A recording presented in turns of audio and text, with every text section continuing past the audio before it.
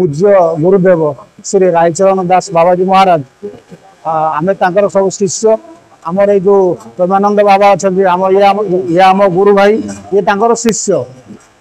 ये जो दही पखाड़ आज आपण मैंने जो अनुष्ठान आज हो कीर्तन होदिवास बहुत भक्त कीर्तन कर समस्ते ये जो दही पखाड़ ये आम गुरुदेव पूज्य श्री गुरुदेव रायचरण बाबाजी द्वारा ही आरंभ अयमारंभ होता गुरुदेव आस्ते आस्ते जो गुरुदेव धाम त्याग कर परधाम को गले सी आमर जो शिष्य जो पटा शिष्य बहुत श्रद्धा करते प्रेमानंद बाबा बोले अरे तू ये दही पखाड़ बजाय रखू ये जो दही पखाड़ ये दीर्घ एक कंसियारी मठरे दीर्घ 20 वर्ष धरी परिचालित हो भक्त मैंने आसुच्च बहुत हजार मानने प्राय 1000 पाखापाखि भक्त आसती संकीर्तन प्रेमी आसती कीर्तन करती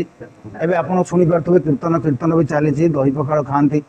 आउ खाली दही पखाड़ नुहे या प्रेमानंद बाबा जो चेष्टा प्रचेषा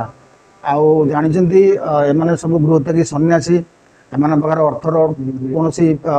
मानने साधन संजोग न था तेणु भक्त मान द्वारा ये सब मागण कर समस्त अनुरोध कर अनुष्ठान करती भक्त मैंने भी अकुंठ चित्तर दान करती दही पखाड़ आउ ये जो दही पखाड़ ये होमती आग को एमती चली था गुरुदेव आम पूज्य गुरुदेव आशीर्वाद एमती था एमती चली था दही पखाड़ खाई समस्ते बहुत आनंद अनुभव कर पखाड़ सांग को कलरा भजा आउ दही बैगण शाग भजा पोटल आलू तरकारी आंब काकुड़ी लेंबू आउ गोटे मिक्सचर तरकारी यही सब आइटम हो समस्त खाई खूब उपकृत होती तेणु मो गुरुदेव को प्रार्थना करुच्ची आशीर्वाद से आमको एमती कर आशीर्वाद अनुष्ठान आहरी आगू आगू परंपरा आज्ञा जगन्नाथ संस्कृति गोटे दही पखाड़ अच्छी परंपरा गोटे जगन्नाथ संस्कृति गोटे दही पखाड़ परंपरा अच्छी आज्ञा आम गुरुदेव पूज्य महाराज श्री श्री 108 महत महाराज रायचरण महाराज बाबा मो गुरुदेव